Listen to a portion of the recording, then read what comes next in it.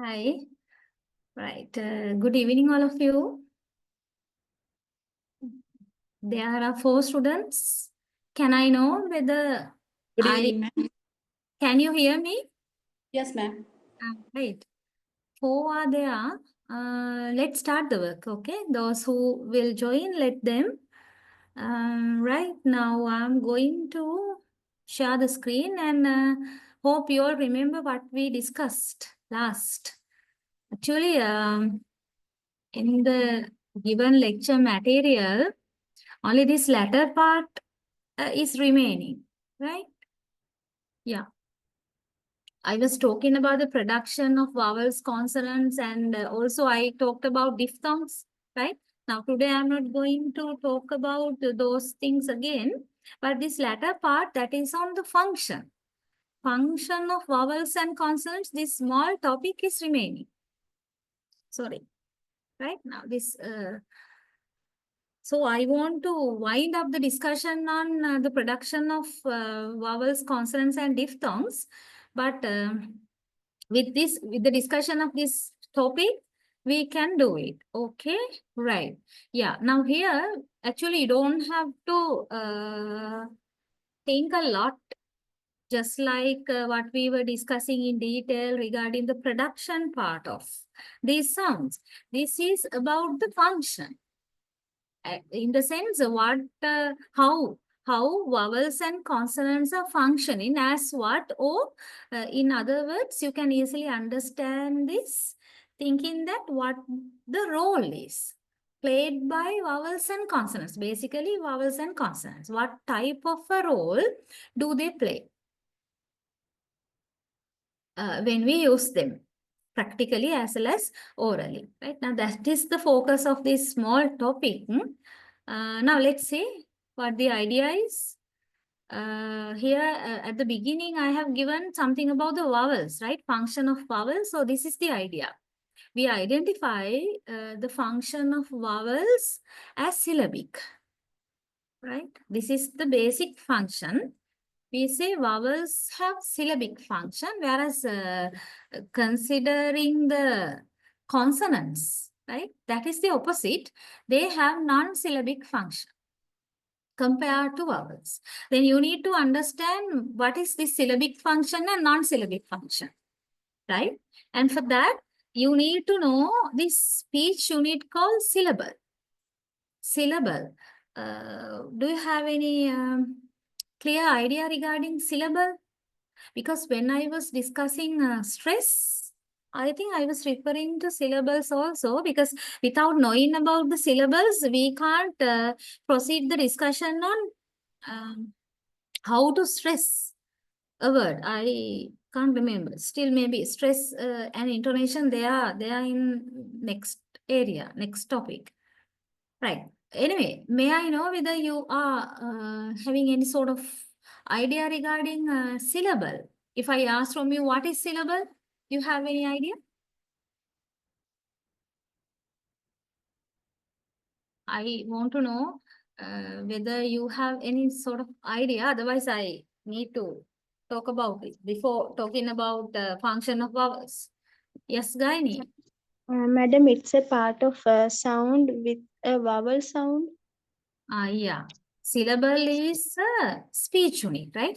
Let's say it like that. Syllable is a speech unit, just like a single human speech sound.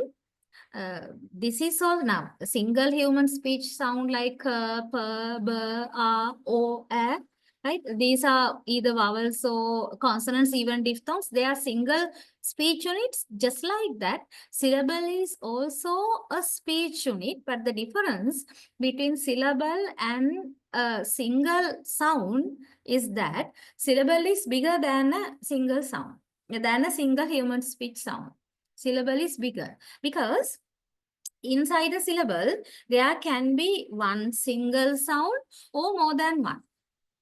There can be even more than one sound. So, as you said, yeah, Gani, as you said, in a syllable, the compulsory sound is vowel. Elsewhere, I must have talked about this, right? Vowel. There has to be basically a vowel, right? There are exceptions, but we consider usually a syllable should contain a vowel sound with or without consonant. So there can be one consonant, two consonants, even three or four consonants, but the essential item is vowel. So syllable is that type of a speech unit. Okay, right. Now there are so many different structures of a syllable depending on the components of it. Like this is only one structure which you can see on my screen. And other than that, there can be CV structure, that means consonant and vowel. And there can be VC structure, vowel and consonant. And there can be CVC structure, consonant, vowel, consonant, like that. But anyway, now let's come back to this topic. Now we say vowels are syllabic, whereas consonants are non-syllabic. Then what do you mean by that? Because we say vowels are syllabic because they constitute the obligatory nucleus of a syllable. Here, nucleus means the central part of a syllable. That is vowel. So based on the availability of a vowel sound only, we decide or we recognize any sound unit to be a syllable or a noun. Okay. Yeah, here you have that idea. Vowels constitute the obligatory nucleus of a syllable, which consists minimally of one vowel. Like here. Now, this is one example for this first structure. This first structure only we see. The word is this. The personal pronoun I. And the pronunciation is I. That's a diphthong. Okay, diphthong is one sound, one single sound, right? Sound unit. And this itself is a syllable. And inside this syllable, you don't find any other consonants. No consonants, only the vowel. Vowel in the sense the diphthong. Right. So the fact you should understand is this. Even without any consonants, just a single vowel can constitute a syllable, right? Then that is why we say vowels are syllabic. Their function is syllabic. And the vowels are also louder, longer, more sonorous. Sonorous means same idea, like louder, longer, that idea. And acoustically more prominent than consonants. Okay. Now, these are the characteristics of vowels. And this is the basic idea. Just keep that in your mind. And on the other hand, when we talk about the consonants, they are said to be non-syllabic. They have non-syllabic function. And though they can begin and or end syllables, they are optional. That is why we consider consonants to be non-syllabic. Optional means even without a consonant, still we can have a syllable. Just like this first structure. Even without a consonant, we can. And that is the basic idea. They are not essential component to form a syllable, and also consonants are shorter and acoustical less prominent, right? Okay. And there are some more factors here for you to consider in this regard. Some consonants have a syllabic function. Now, this is an exceptional situation, right? Certain consonants are syllabic. That means they are like a vowel in being able to stand along in a syllable. Now, vowel quality is they can stand in a syllable without having any consonant. They can stand alone and it can itself be a word. Generally, consonants do not have that quality, but there are some consonants that can stand alone inside a syllable even without a vowel. Now, those consonants are mostly liquids and the nasals, right? Okay, and they are commonly syllabic following a consonant at the end of a polysyllabic word, and this is the environment of such a situation. These syllabic consonants, right, happen or occur following a consonant at the end of a polysyllabic word. Now, you know about polysyllabic word, a word where there are more than two syllables, multisyllabic word. right? There can be 3, 4, 5, 6 likewise. In such a situation, before a consonant, there can be a syllable containing syllabic consonant, right? Now look at this set of the examples. In your lecture note, you have this, right? Go through these words. Here, the syllabic consonants don't just confuse with these symbols, right? Only you need to get the point here, get the understanding, right? The underlying element may contain the vowel underlying part, right? Or alternatively, no vowel at all. Now, how is it practical for you? How do you pronounce these words? Just pay attention to the underlying part especially, right? Ladder, butter, runner, like that. And then we say, now think about this underlying area. How do we say? We have schwa sound, right? Like ladder, a sound, butter, a sound, runner, a sound. But sometimes even this sound is not prominent, right? We might not pronounce it in our quick speech, ladder, but runner, like that. Okay, may not be pronounced that much clearly. Then where's the syllable then? In that syllable, you can find this consonant only. Okay, now refer to the note here. This part you need to read and understand. In the latter instance, the consonant is syllabic and serves the function of a vowel. Yeah. Latter instance means when there is no vowel right? When we do not particularly pronounce then what does happen? The consonant is having the syllabic function, right? So it functions just like a vowel sound. And fizzle, muddle, you can find the lateral, l, right? Muzzle, kettle, they are, this part is syllable, but the thing is there's no vowel, only l. It itself serves as a vowel and forms a syllable. Okay, reason, beaten, sudden, and rapidly. Only when we pronounce these words very quickly, right? Rapidly, only this thing happens. Otherwise, we can say reason, beaten, sudden, and then slow pronunciation. Yeah, we know there are vowels. And those vowels are syllabic. But in quick pronunciation, the pronunciation of vowels are almost lost. We don't do, and our listener also doesn't hear. Then only the relevant consonant plays the role of vowel, which means syllabic. Okay. When you say quickly, Jack and Kate, Jack and Kate, Jack and Kate. What about a? A is not pronounced. Instead, and is prominent, which means and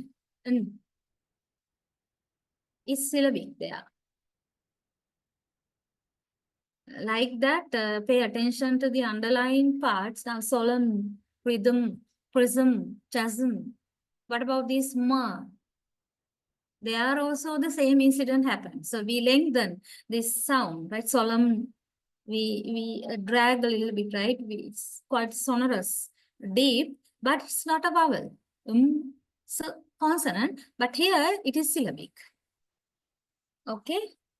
Well, I hope I made it clear to you. The main idea is this actually. The main function, vowels are syllabic, consonants are non-syllabic, but still there are some example situations where consonants have syllabic function, just like in the examples you can see here. Right? Now you can talk about this point as an exception to the main function of consonants as non-syllabic. Okay, this is an exception, that's all. Right, so be familiar with this aspect too, apart from the production part. Right? I have in detail discussed the production part, so I'm not going to talk about it again, but function, in relation to the syllabic and non-syllabic roles, be familiar, right? Okay, right now that's the end of our discussion of this production of consonants and vowels. And here there's a small work actually. So before I move on to the actual next lesson is on phonemes, phonotactics, and suprasegmental features, right? Before I move on to that lesson, we need to revise and wind up our previous discussion, this one. So for that, I have given you this small work. Yeah, give a complete description of the vowel sound represented by the symbol. I have given symbols, right? And then give an English word containing the sound. Okay, now this question is based on vowel sound productions. Production part of vowels. All right. Could you please check whether this question is available in your notes? Otherwise, you have to have a look at the screen. There are only 5 vowels. U, A, E, Oi, Au. 2 diphthongs and 3 monophthongs. Complete description. Complete description means how do you understand this question? You need to refer to the cardinal vowel diagram in relation to these sounds, right? According to the cardinal vowel diagram, what are the features you can assign these vowels with, like whether they are high, central, or front, central, back. Now there are some criteria. I hope you remember, talking about the tongue, the part of the tongue, the height of the tongue, the opening and closing of the mouth, and also the lips rounding, whether the lips are rounded or unrounded. These are the criteria which we use to describe vowels. You need to use these criteria. And when you talk about the diphthongs, yeah, you have to basically understand the direction. From which direction, from where to where, or what sort of qualities are there in O, for example, here in D, and what are the qualities of E. So the direction. Okay. Well, I want you to try this actually. It's not a homework. You have to try this. And meanwhile, could you please check your notes, see whether this question is there? Is it available? Yes, I think there's another work also. This one. Can you please check whether you have these 2 questions? Yes, ma'am. Both questions? This one also? Yes. Fine. Okay. Then before this actually, I want you to try this one. Let's have some time, like around how long? 5 minutes. This question, only for this question? 7 minutes? Will be enough, I hope. Okay, because we have next lesson also. I want to move on to that. Yeah. Okay, take time now. Please complete this question, do this question. And at the end of this, please be ready to share your works, I mean, your writing, right? At least by switching on your video. I mean, I don't want to, I mean, you don't have to show your face, but you can show the writing, okay? Answer. You can switch on your video and show your answer, or else you can share your screen. If you are going to share your screen, I can stop my one and give you a chance, right? Or else you can read, whatever.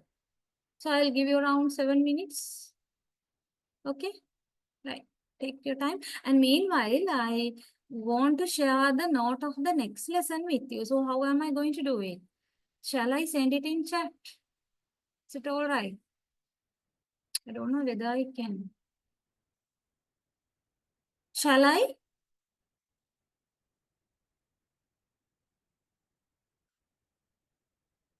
Okay, madam. In the chat, because the thing is, I do not know whether if I send it to I will send it in chat because you have come to the lecture. Then I can share the note with the students who are there in the lecture now, right? Well, okay, you try this. Try the question. Meanwhile, I'll send it.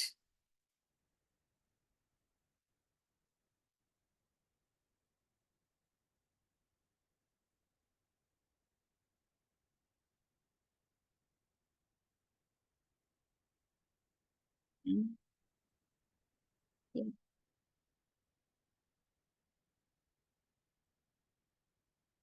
Now, please tell me whether you received it. I sent it in chat. Check. Please check your chat box.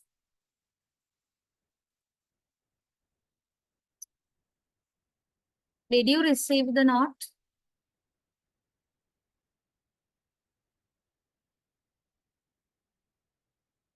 Yes, madam. The heading is phonology, phonotactics, and suprasegmental phoneme. Okay, right. So please do this work.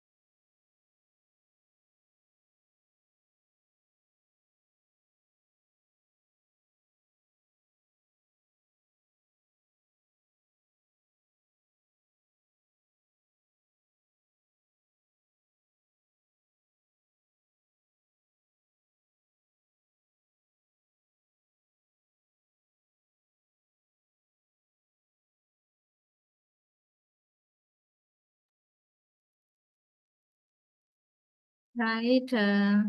If you have finished this, you can move on to the next question also.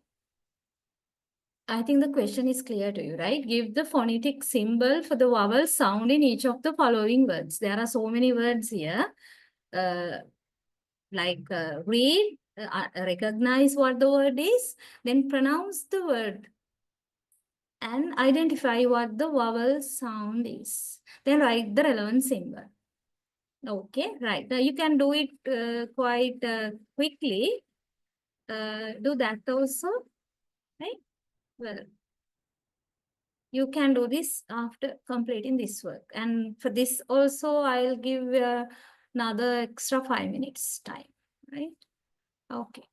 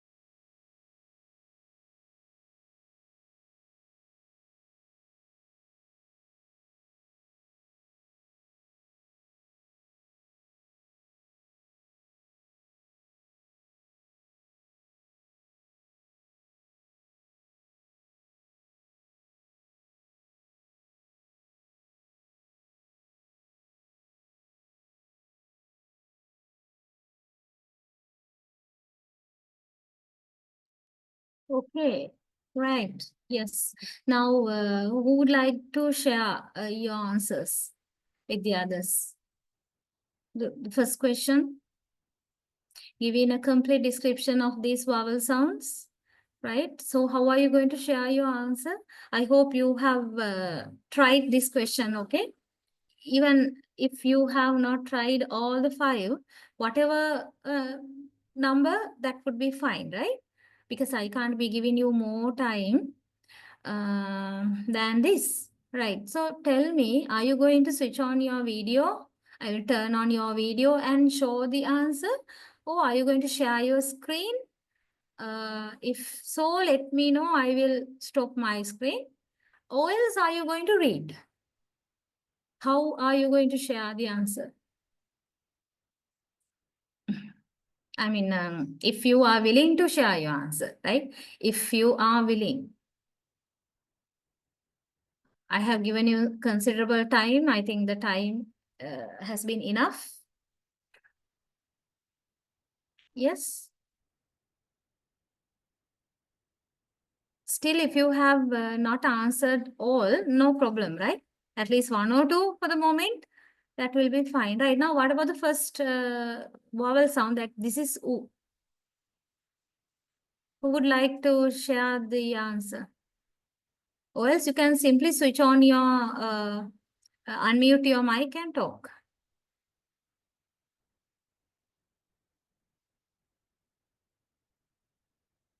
Yes, as the time is passing, I want you to quickly attend to this work.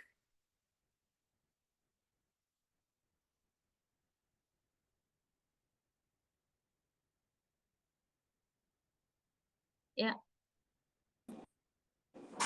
To lip round. You are going to read your answer. Okay. Yes. Hmm. Half close, half open, and back high. Back. Is it right? High. High. That's all. Okay. Right. Fine. That's it. And have you?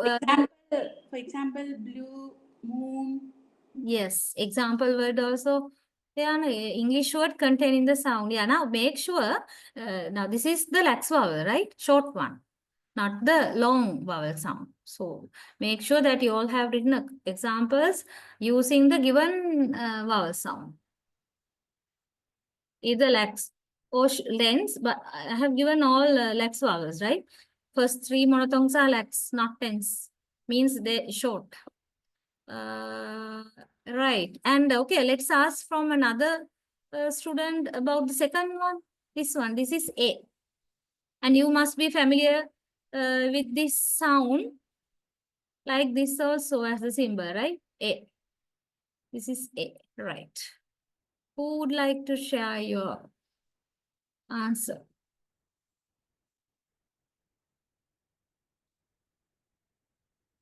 Yes.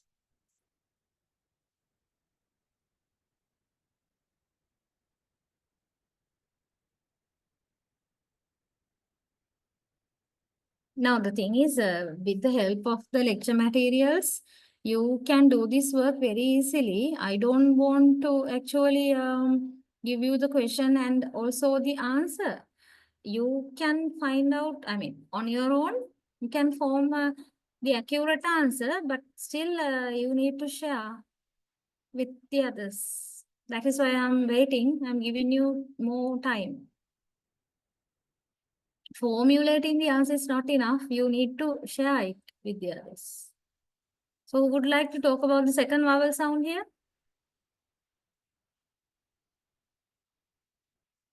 Okay, I'll ask from somebody because no one is talking now. Gayani, what about you? Madam, mid, Okay. Okay. half open, Hmm. not lips rounded. Lips unround. Yeah, Yes. you have to use the words either lips unround or lips spread. Okay, Okay.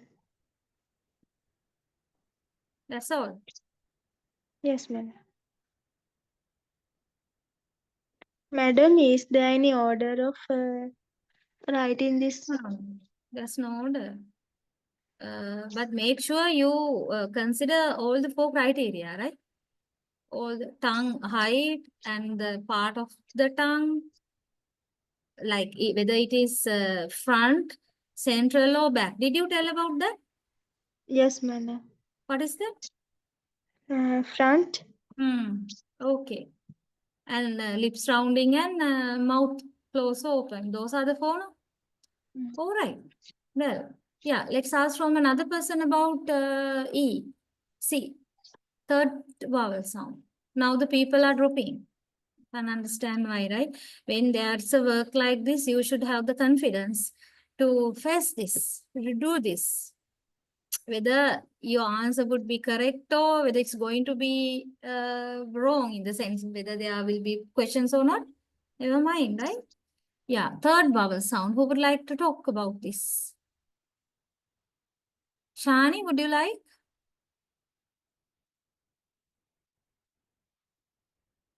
Just a second, ma'am, please. Ah. And meanwhile, Asana?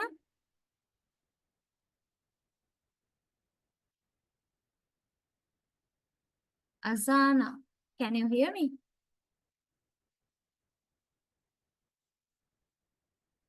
No. Right.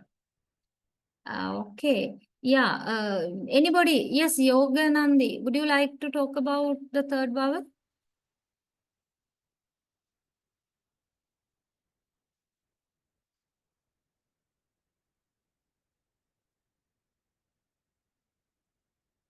Madam, it's front, Yes. mid, Mid. E. mid, Yeah, that is towards mid, right? Okay. close, then it's lip round. Close and lip rounded. E. You said lip rounded. E. Not name. Other way around, right? Lips unround. Rounded. Yeah, in the cardinal vowel diagram. Now, this is the diagram now, right? And this is where lips round vowels are located. And this is the area where lips unround vowels, lips spread vowels are located. You have the cardinal vowel diagram with you. You can refer to it clearly, right? Okay, so like that, visually also have some idea in your mind as to where a particular vowels are there, like that. Well, now what can you say about these 2 diphthongs, oi and au? Now, when we talk about diphthongs, there are 2 main types, right? 2 main types of diphthongs, centering diphthongs and closing diphthongs. And these 2 diphthongs belong to these 2 types, centering and closing, right? Now, this one, oi, I don't know what you have written in your answers, but you can check your answers as well as listen to me. Oi. Oi in this diphthong, look at the last vowel. Last vowel means the second vowel sound inside the unit, E. What do you think about the mouth position? Mouth position as well as this lip. I will write the 2 types here. Closing. Hope you can clearly read closing diphthongs and centering diphthongs. Centering diphthongs, right?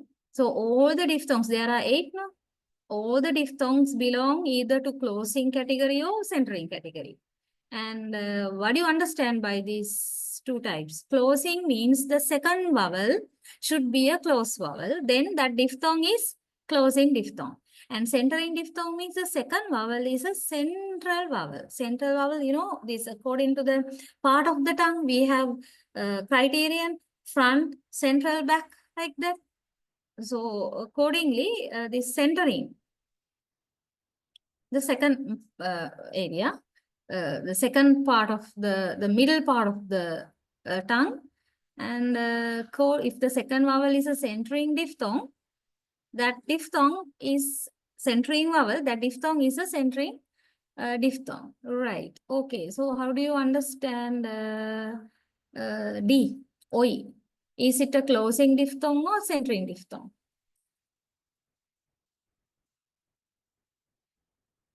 Toward the central part.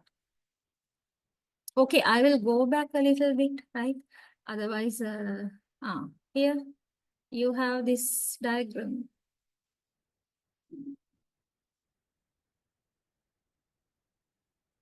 You can find out where O and E, right? And the other one A and U. Look at the direction A, U. From open position or low position to back position. U. Right? And OE, O somewhere here, and E somewhere here, like this. So you can find, these are the diphthongs we have. Now you can see the second vowel sound, either E or U or right? Only I am underlining the second vowel sound. So among the 8 diphthongs, you can find the second vowel sound can be either E, U or So then what are the closing diphthongs and what are the centering diphthongs from this category? Can you find out according to what I explained just now? All the diphthongs ending with the central vowel is a centering diphthong. Right? Central vowel, what is the central vowel here? E, no? Right? E. So then these 3 are centering diphthongs. From whatever part of the tongue, the tongue is finally gliding to center. Okay? There's a glide towards center. That is why these 3 are centering diphthongs. Ear, air, oor. Right? Okay. And the first 5, A, I, Oi, O, Au, and O. These 5 are, what about that? Closing diphthongs, because E is a closed vowel and U is also closed vowel. So the glide takes place from elsewhere to the closed position. You understand? From elsewhere, because the first vowel can be anything here, but it glides to the closed position. So all the first 5 are closing diphthongs. Is that clear? But I didn't expect you to write about centering and closing stories. I simply wanted you to identify the direction and the type of the first and second vowels. But at the same time, you can note down about this centering and closing. Then what about this vowel? Oi. Is this closing or centering? Oi. It is a closing diphthong. And the last one, Au.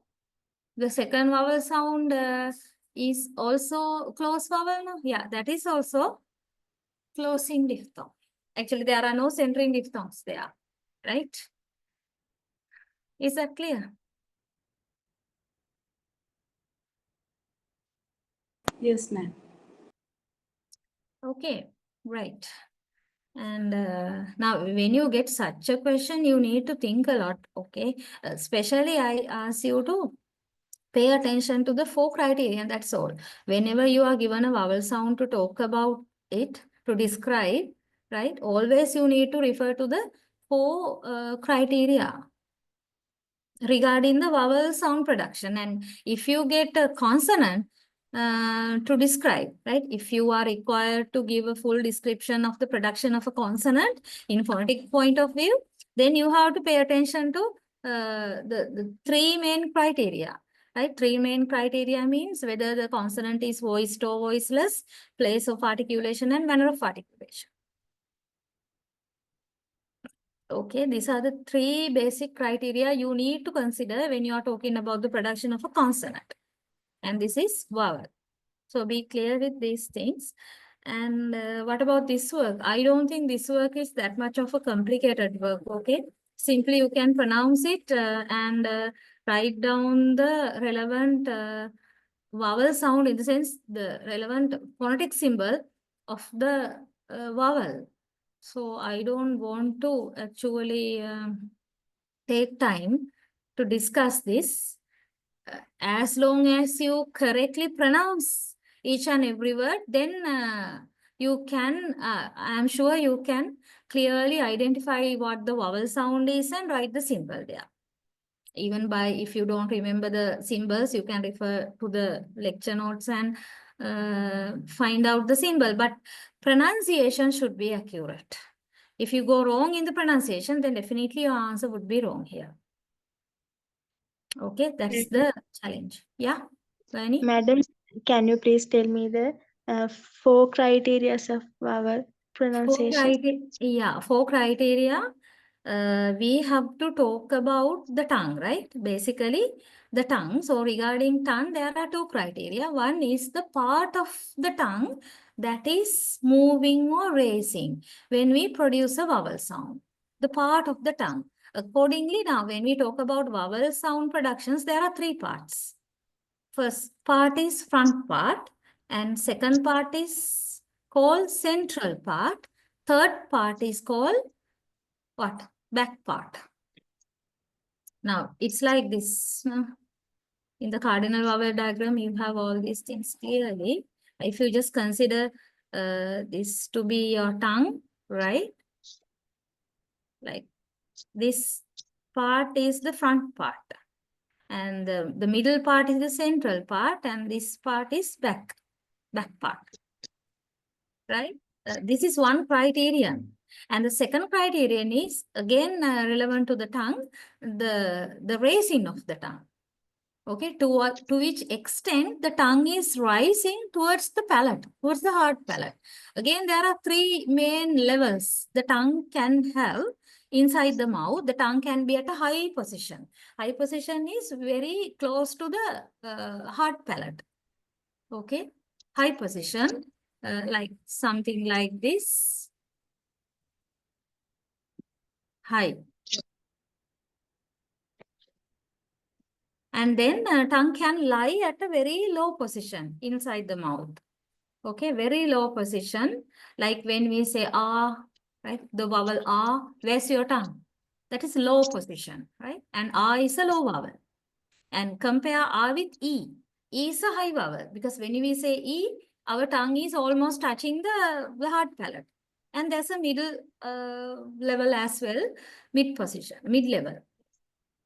These are the 3 main levels of the tongue according to the second criterion.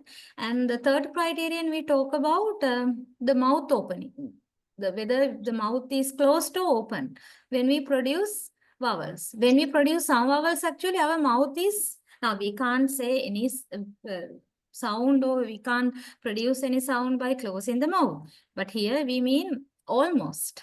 Our mouth is almost closed when we produce some sounds, some vowels. And when we produce some other vowels, we need to wide open our mouth and say, like again, ah. The vowels like ah, we have to open our mouth now, right? And o, what do you think? We need to open, right? And compared to these sounds, when we talk about vowels like e, a, we do not open our mouth a lot. So that is closed. And in between, there are 2 mid-levels. Half open, half closed, like that. 2 mid-levels are there, right? And the 4th criterion is talking about this lip rounding. We round our lips in producing some vowels, especially vowels like oo, both long and short, oo and o. These are the lip rounding vowels. That's all. Oo, oo, o. And other than these 4, all the other vowels are what? Lip spread vowels. So lips unround vowels. These are the 4 criteria, right? Did I make it clear, Gayani? Yes, madam. Thank you, madam. Right. All right. So then what I was telling to you is that make sure you pronounce these words correctly. accurately, right? Then you can clearly identify what the vowel sound is. You can check. Now, sometimes the vowel can be a monophthong or a diphthong. Okay?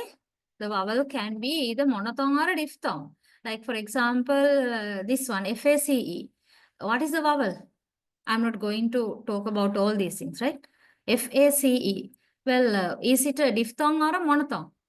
As you can just say, face, FACE. How do we produce or pronounce the word face? We say face. It's more like a diphthong rather than face. Right? We say face, just typical Sri Lankan. Face. Diphthong. Like that. This vowel, the relevant vowel, can either be monophthong or a diphthong. You need to be clever enough to identify it, right? So without being limited to the Sri Lankan English pronunciation, typical Sri Lankan English pronunciation, just be familiar with the standard British English pronunciation too. And accordingly, identify what are the places where diphthongs are available as well as monophthongs. Okay, right. Well, so I give this work to you. You must have started doing this. I don't know whether you have done it now, but if not, take your time, leisure time, and complete the work, and this will be a very good practice. Okay, right. I'm going to close that discussion. Okay, right. And our discussion on production of consonant, vowels, diphthongs is over with this. And I'm going to share the screen for the next lesson.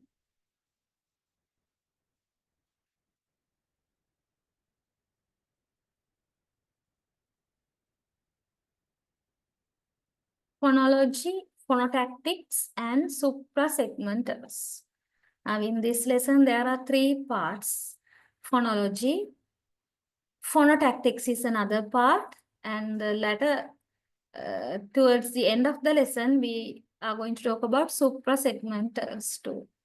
Right now, from these 3 terms, I think the term phonology is familiar to you, right? And even the term suprasegmental too is familiar to you. Am I correct? Am I correct? Or are all the 3 terms not familiar? What do you think?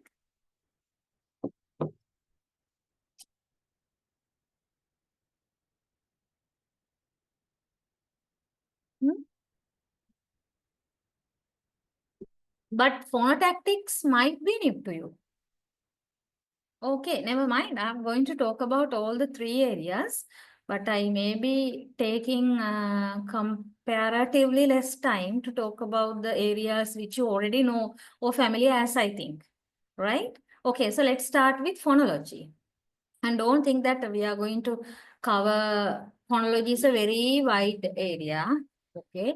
The scope is quite wide.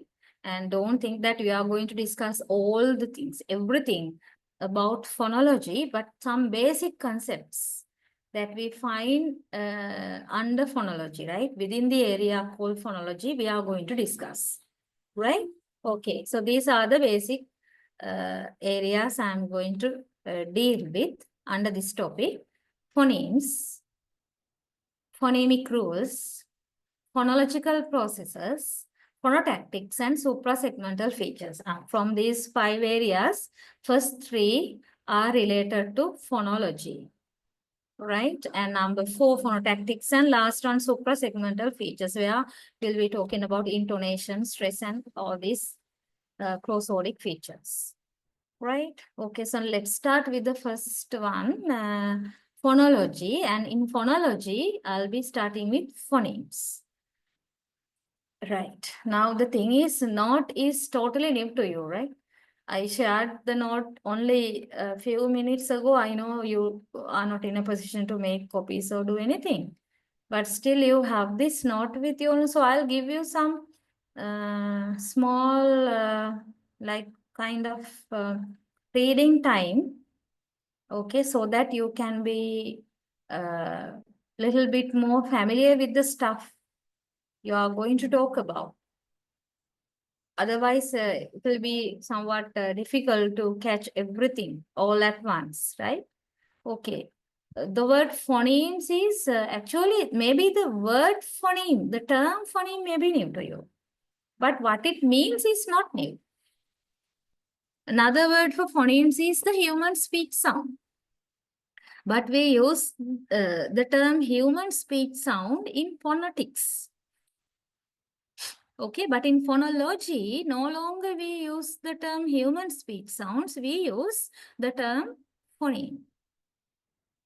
And you know the difference between phonetics and phonology also, no? In phonetics, we deal with the production, the physical properties of the human speech sounds. But in phonology, we go beyond that to talk about the meaning aspect. How we use these sounds, these vowels, consonants, diphthongs, and all these sounds to communicate a meaning. And how we combine these sounds together in meaningful utterances or in meaningful words. Meaning is given the priority in phonology. With that sense, we use the term phoneme. Okay, I'll give you 2 minutes since this is the very first topic we are going to deal. Okay, I'll give you 1 to 2 minutes. Just go through phoneme as well as minimal pairs. Okay, right. Just go through. Maybe 2-3 minutes you will have to take, no issue.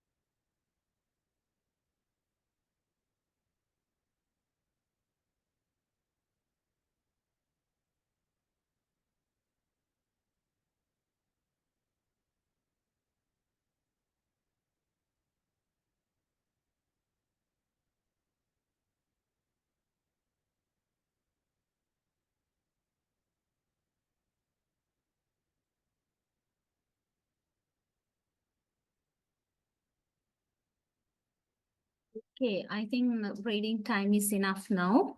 Let's start the discussion. Yeah, phonemes. Now, by now, you must have understood what is meant by a phoneme. I mean, especially the characteristic. Okay, what sort of characteristics are there for a human speech sound as we call phoneme here? Okay, it is a distinctive. Phoneme is a distinctive sound, and this is the main property, main characteristic, or contrastive. Distinctive or contrastive, actually these are not two different characteristics, the same idea given in two different words, right? The simple meaning behind the word distinctive means different. One phoneme is different from another phoneme. That is the meaning of it. Okay, in this context is that the sound makes a difference in meaning. Yeah, different in which sense actually? One phoneme is different from another phoneme means that phoneme, that sound creates or makes a difference in meaning. And also because of that, it has a communicative value because it can change the meaning of a word. Because of that, each and every phoneme is a contrast to one another. One phoneme is contrasting with another phoneme because of this distinctiveness, right? Okay. Yeah, now look at this simple example. Here there are three phonemes, na, la, and ta. All right. And you have the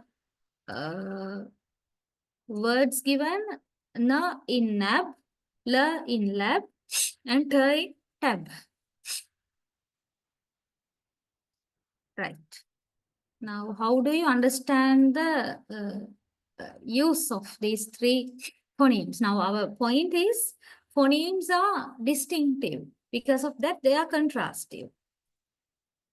We can say so because apart from the initial sound, the rest of the word is the same in all the three situations, right? We have AB, AB, the third one also AB. Similar, the latter part is similar. But nab is different from lab, and lab is different from tab. What makes the difference? Because of this initial sound, right?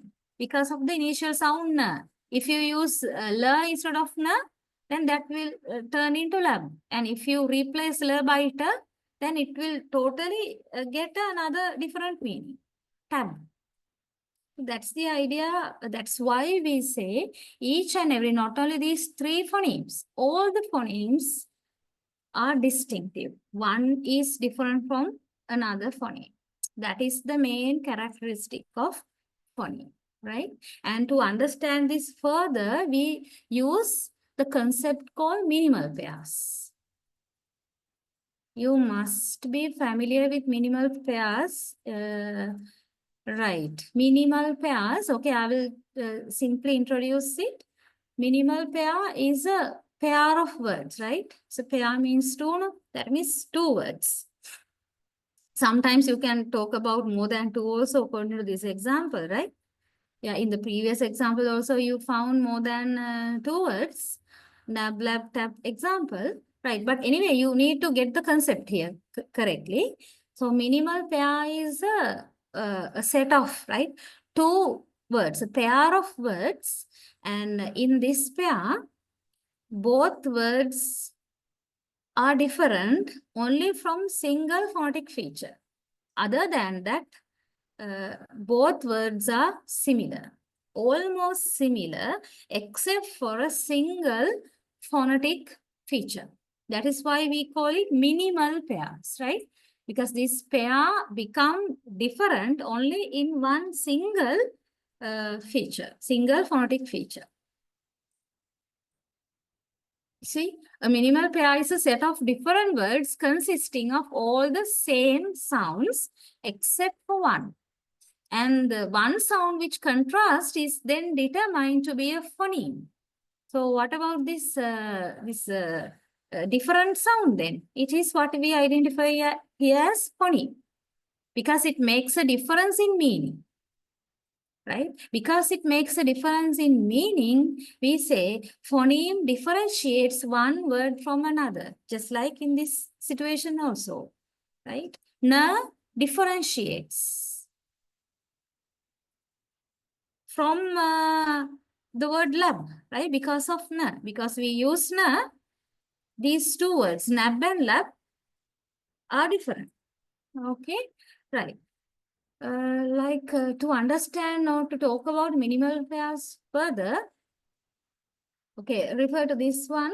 We could set up a phonetic environment or a sequence of sounds, such as an environment containing the sound sequence at, right? Okay, at. And if we then establish a blank slot preceding this sequence, that means in front of at, preceding at, and substitute different consonants in this slot, we can see if we get different words. I think you can understand what is happening there. Now, this is what we are initially taking, right? This is the word, and in this word, at is there already given, and there's an empty slot, which I have highlighted in yellow color here. This empty slot is there before at. And what are we going to do? We are going to fill this empty slot with different consonants. Different consonants. Then what does happen? Now, these are the different consonants you can find. I have underlined them. That we can fill this empty slot with per. Then the word becomes pat.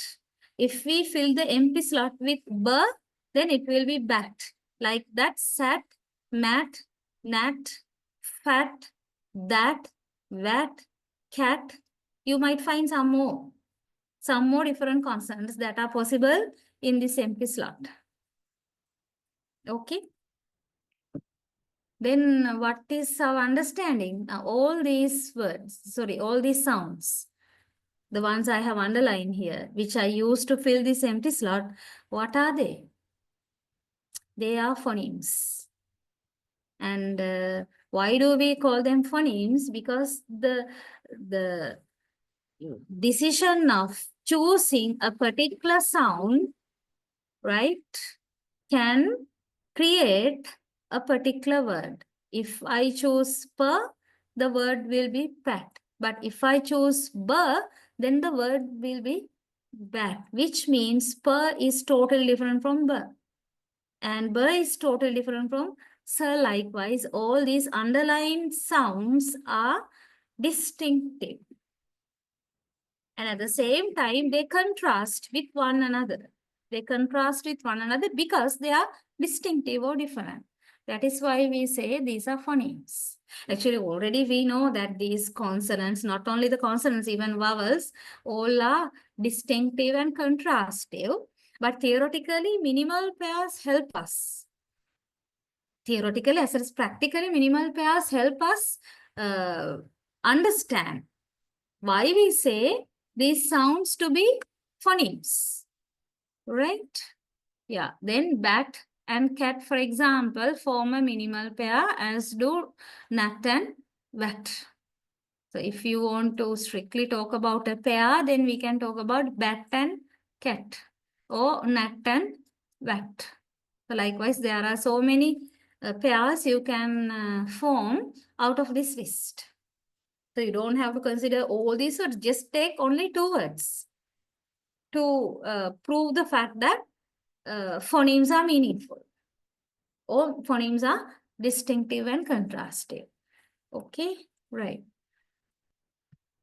Now here we talk about the same concept in relation to vowels also. I don't know whether you have read up to this point. Earlier, we were considering consonants to understand that the phonemes are distinctive. We can also use vowels to understand the same point. Okay.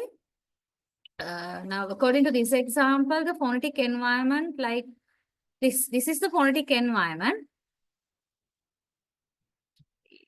Yeah.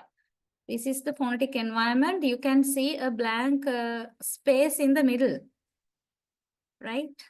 and you have a preceding consonant per following consonant. In the middle, there's a blank there. Like here, you can find it here. Empty slot.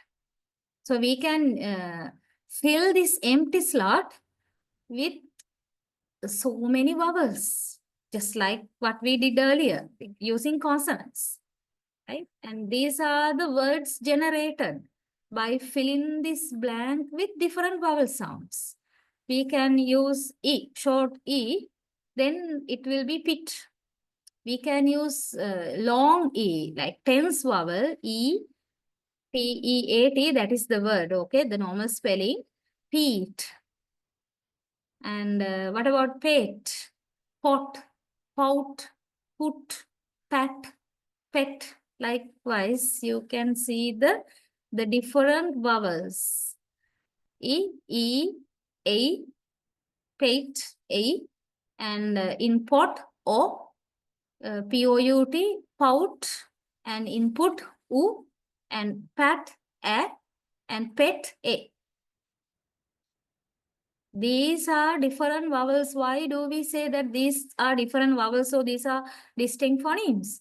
Because whenever we put any vowel sound, right, into this blank space, we create a meaningful word. And that word will be turned into another different word in meaning if we replace that vowel with another vowel. So all these vowels are distinct phonemes. Okay, so you can understand the meaningfulness of a phoneme or distinctive nature of a phoneme using both consonants and vowels as examples, as you see in this note. Okay, now can I know whether you are following me? Because I don't hear any single noise from your part. Are you there listening? Yes, ma'am. Okay. Right. I hope the others are also there, right?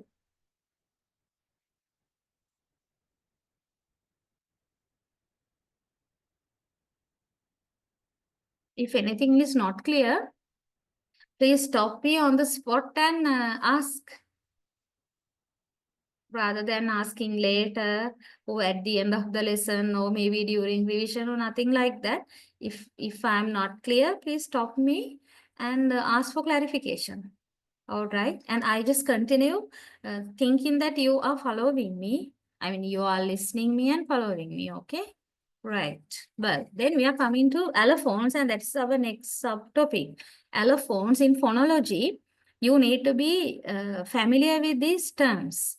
Phoneme, allophone, these are the two main terms that come in the terminology of phonology.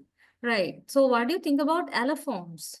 With examples, I have given a long explanation. All right, up to phonemic rules. Right? Well, so quickly go through, please. Quickly go through the lines. Then when I discuss this, you will not feel like totally unfamiliar or alien kind of impression. You will not get. So quickly go through, please. I don't think I should be changing my slides here on screen as I have sent you the note. Hope you can manage. Right?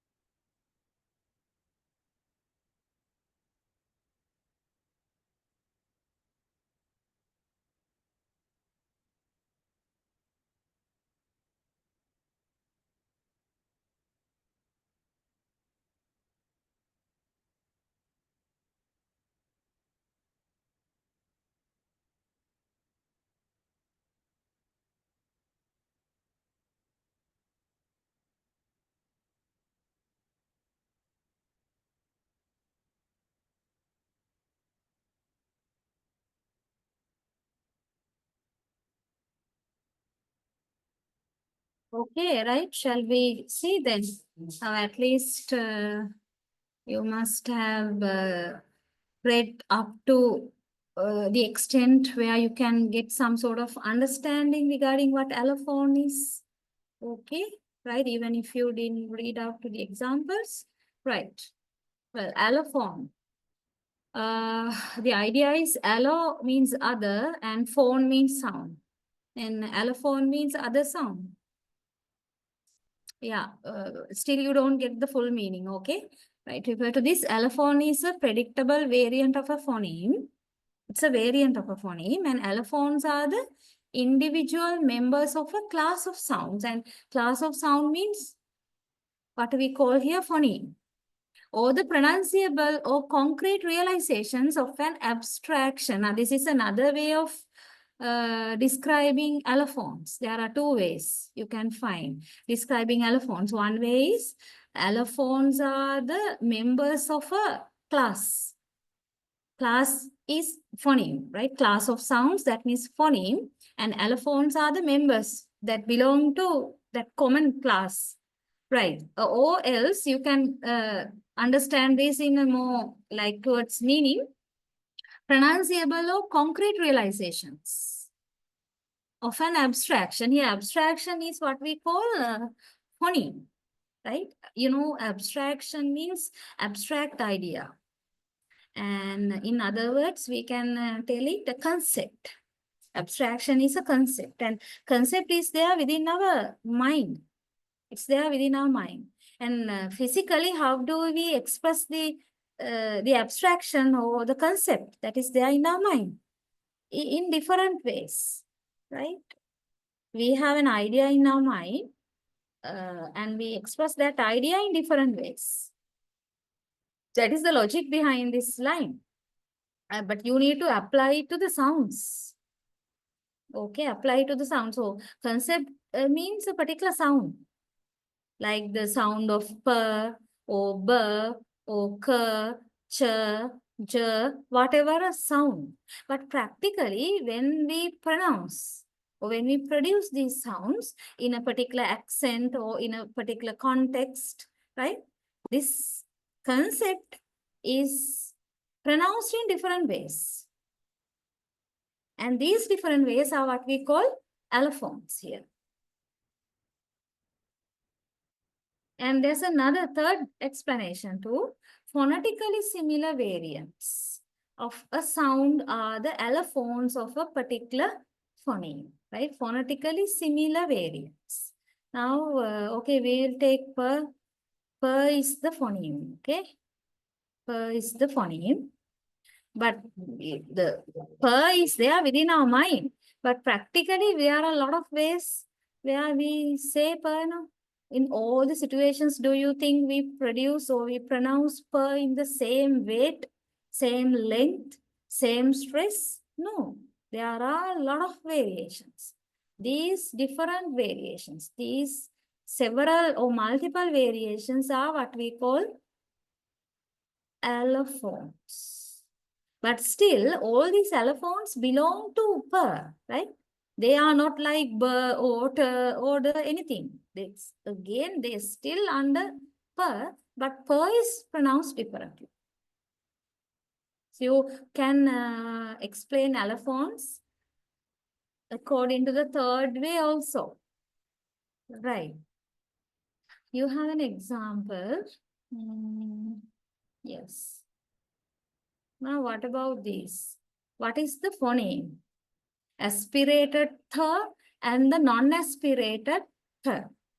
Right. Now, this is the phoneme, right? Th is the phoneme. But physically and practically, when we pronounce, there are situations where we pronounce the consonant with an aspiration, right? This is how we can write it, like t, tip, top, like that.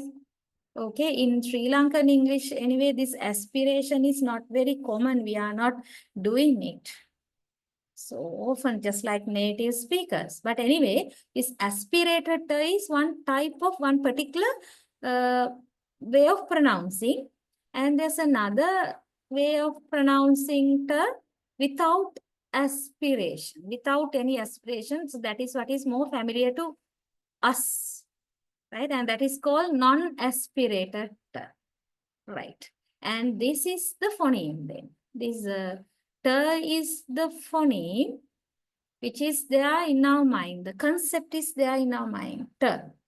But practically, we pronounce this idea, this t, either as aspirated t or as non-aspirated t. So these two, what are these two then? These two are the allophones of the phoneme t. Is this example clear to you? May I know whether this example is clear?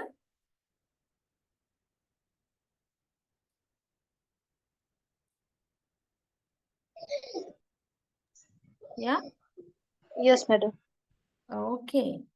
Right. If you can catch this idea, then I hope allophones, you are clear with what allophones are basically, right? And there is this point talking about allophones. They are phonetically very similar, right? Phonetically very similar. This is one characteristic of an allophone. Phonetically very similar means whether you aspirate or whether you do not aspirate, still it is turn.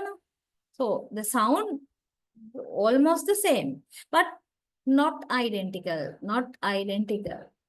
Because according to this example, we have aspiration in one t and the other t, no aspiration, nothing. So like that, there are slight differences. That is why we say not identical, but phonetically very similar.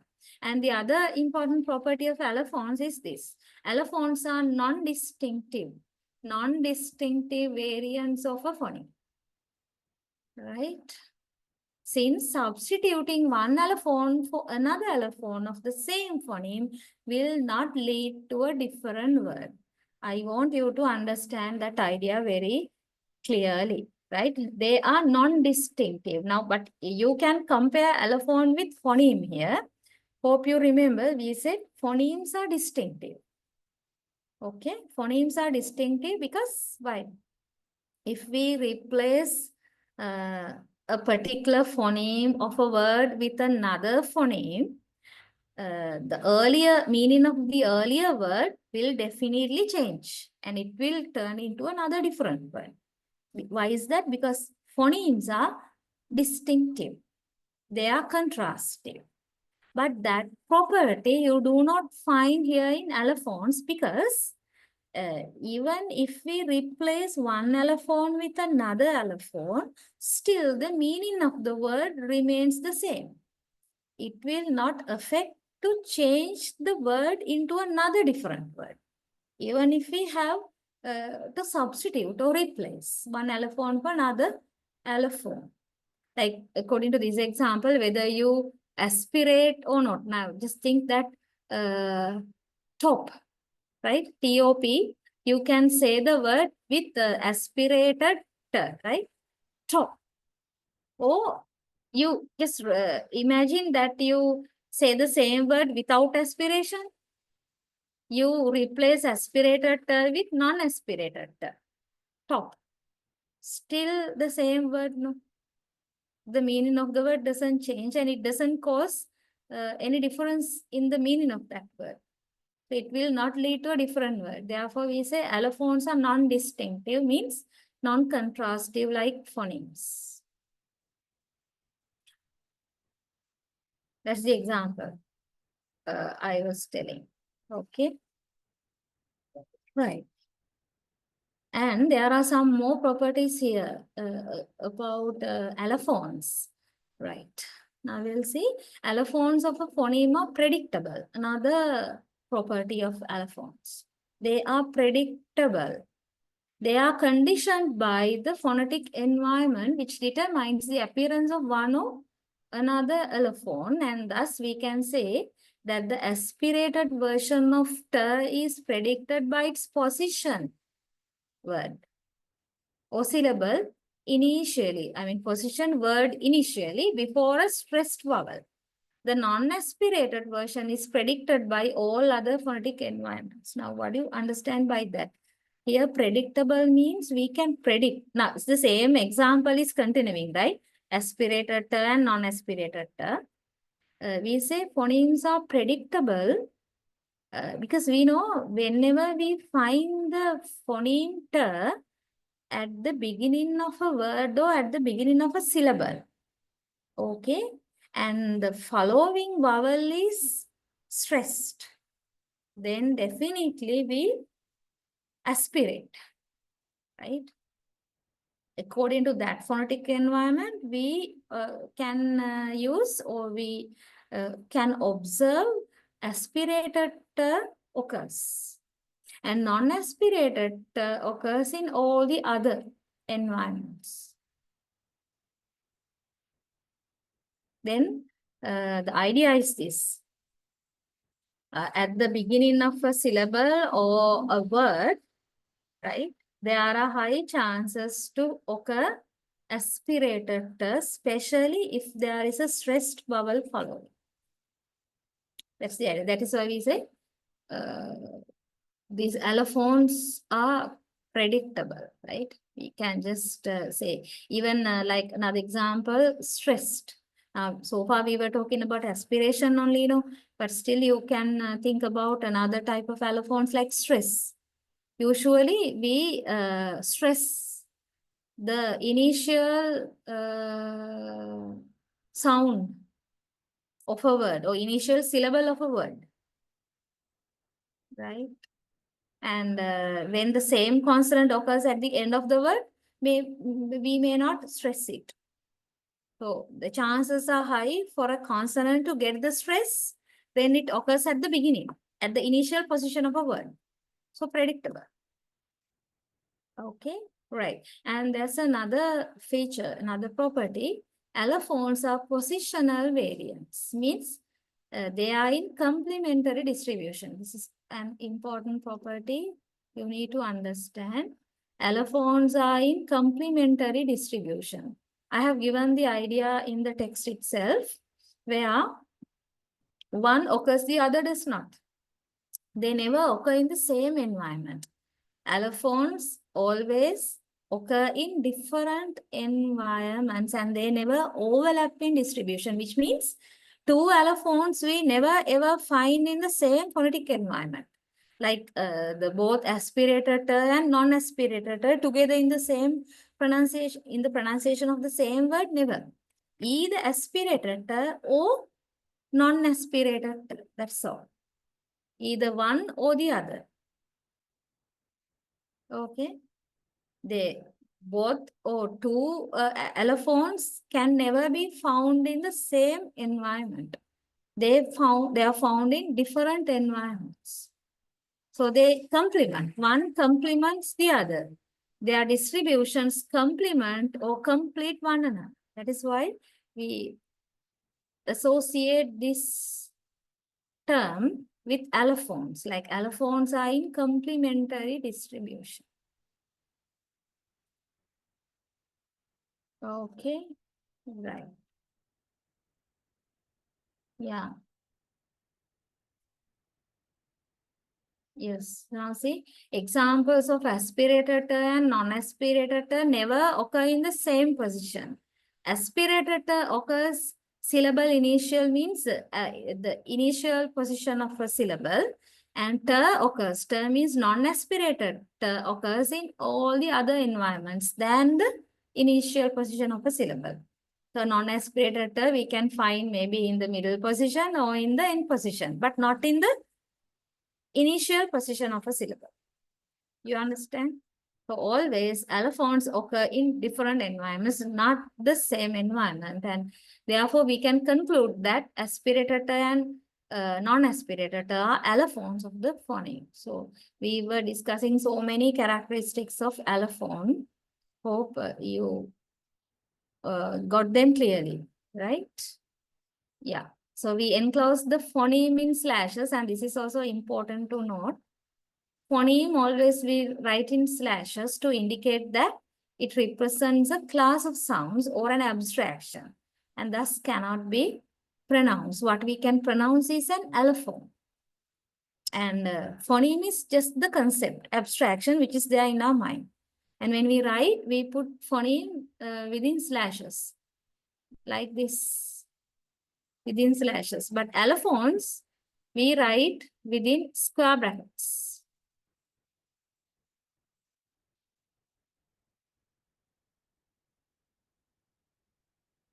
Yeah, another idea here.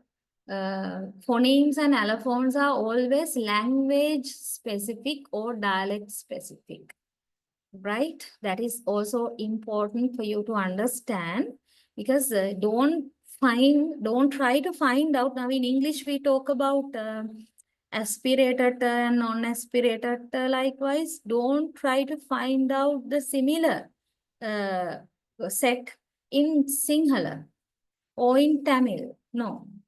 Always these phonemes and their allophones depend on the particular language. That's why we call language specific. Sometimes they might change according to the dialect also. Dialect within the same language. So they can be dialect specific too. So you have some examples to prove that point. Okay, example from Greek, Japanese, and North American English. Greek, yeah, E are allophones of the same phoneme. Okay, but in English, they are distinct phonemes. Can you understand? Now, because in English, when I was talking about the monotones, can you remember? E is one phoneme and E is another phoneme, right? But in Greek, both E and E are allophones of the same phoneme. Now, I hope it's clear to you. And that is why we say these phonemes and allophones, the connections, the relationship between phonemes and allophones are totally language dependent, language specific. It's not unique, and that's not common for any language, right? And Japanese E and R are allophones of the same phoneme. Can you imagine? Right? Hence, the difficulty many native Japanese speakers have with these two distinct sounds in English. When Japanese speakers use English to speak, they find it problematic. Actually, this is not E, right? This is L, I hope, yeah. This is L difference. In Japanese, L and R are allophones of the same phoneme. But in English, it is not so. No? L and R are two different phonemes in English. There's a clash there then. For Japanese speakers speaking in English because of that difference. And in some dialects of North American English, specifically those which do not distinguish pin and pen, the phonemes E, A are allophones of the same phoneme. There are dialects, right? There are some dialects in North American English variety. And in those dialects, right, there's no difference between, no contrastive difference between E and A. These two are only allophones in their dialects. E and A are just allophones of the same phoneme. So they don't see a big difference between the two words like pin and pen. Because E, A are belonging to the same class of phoneme. Likewise, you don't have to try to remember all these things, okay? Right?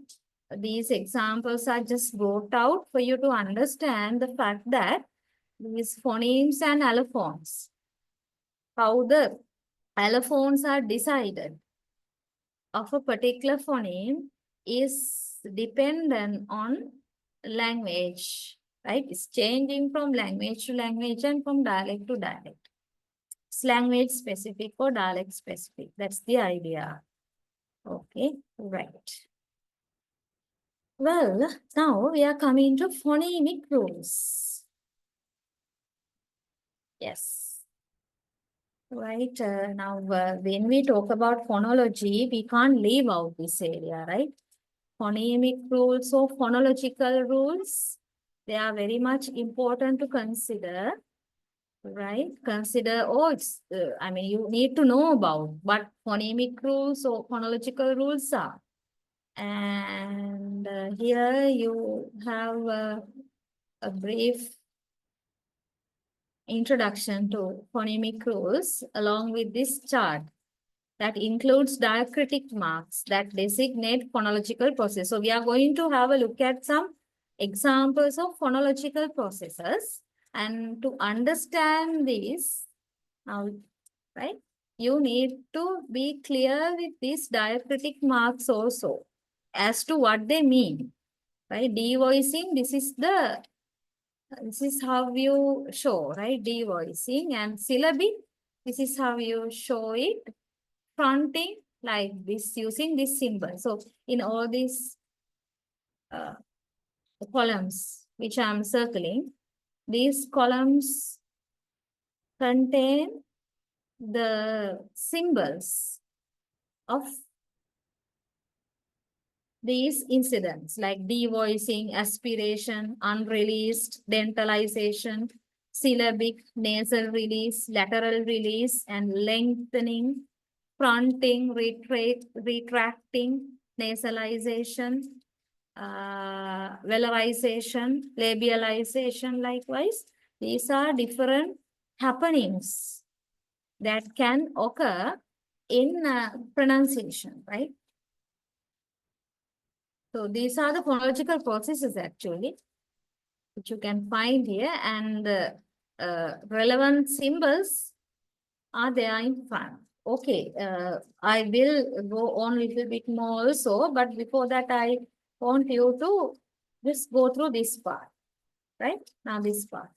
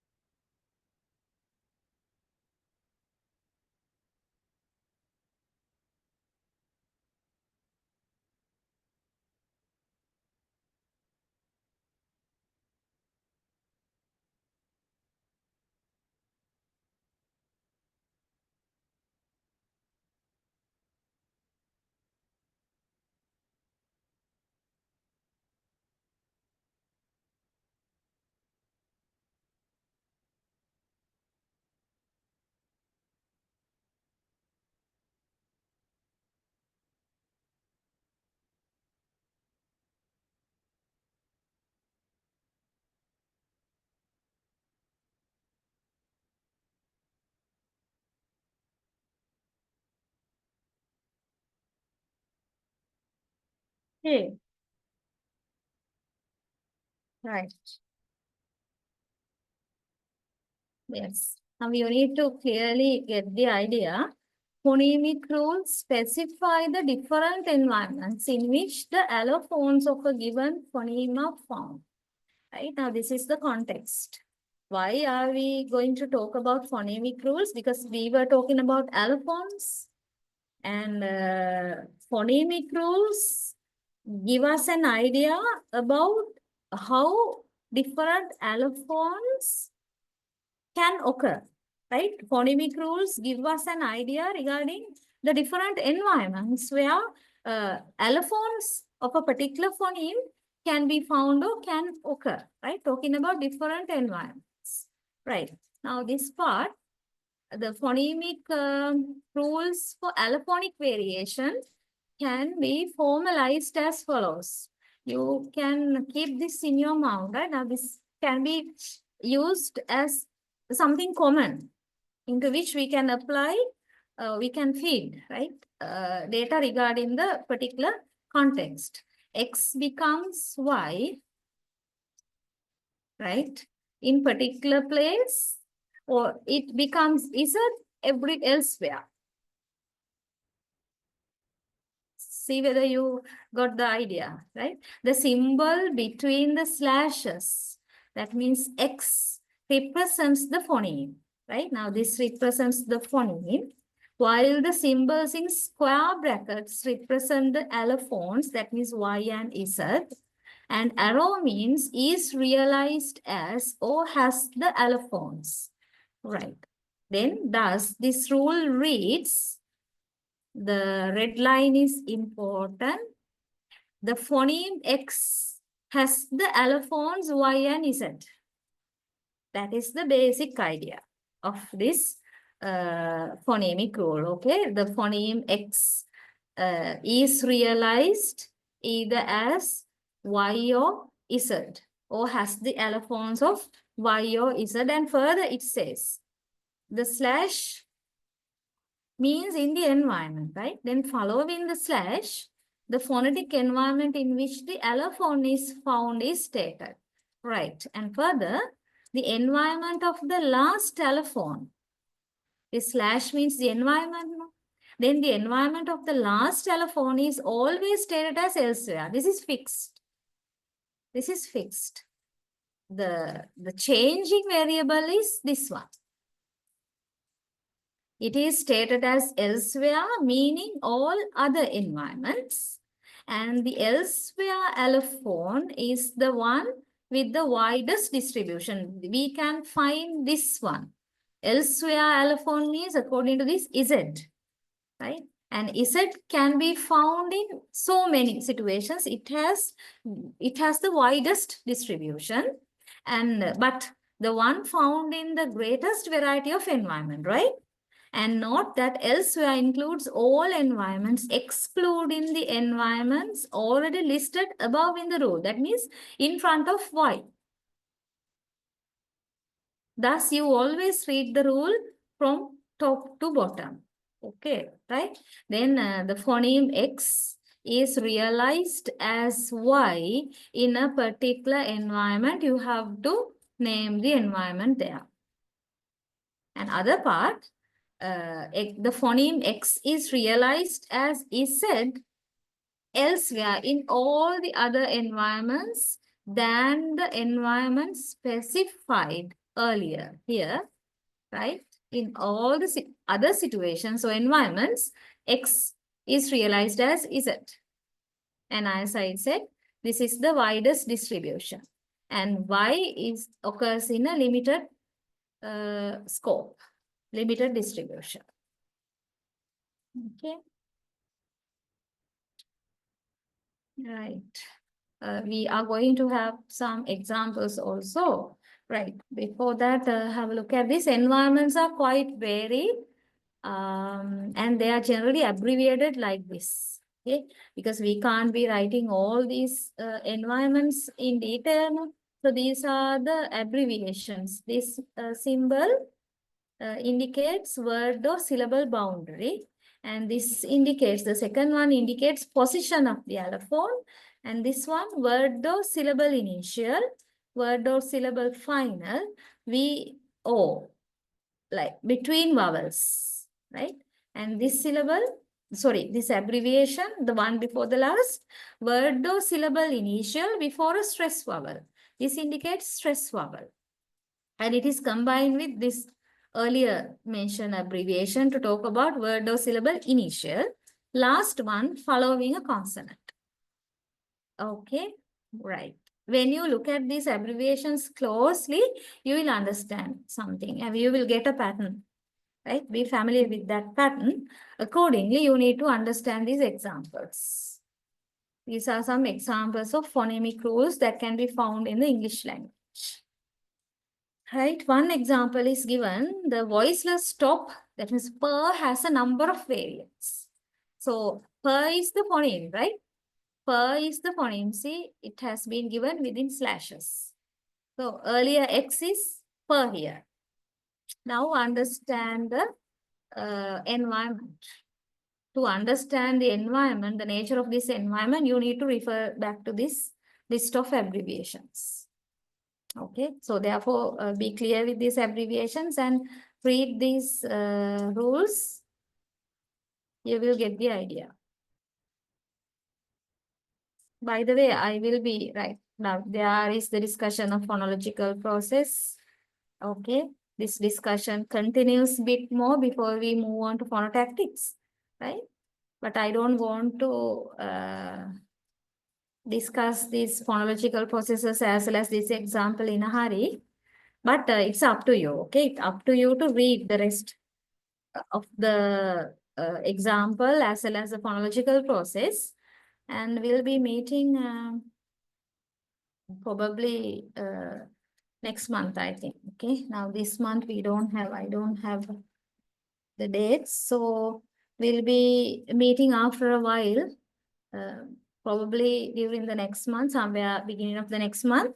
So please read this part, be familiar, and come to the lecture. And if you think that something is problematic, just be ready to forward your issues, your problems. Okay, I want all of you to read this on your own and try to understand at your level. Okay, and I will brief this when I start the next session. Okay.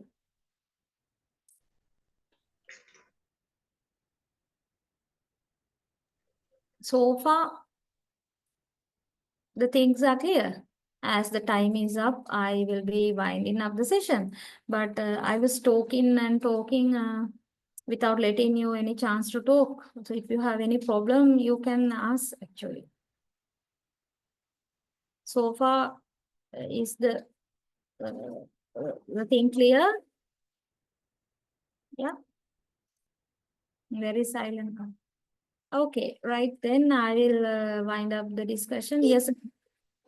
Yeah, Yoganandi, anything? Clear, madam. Clear. Okay, right then we'll meet soon. All right. Good night, all of you. Good night, madam. Okay, ma'am. Thank you.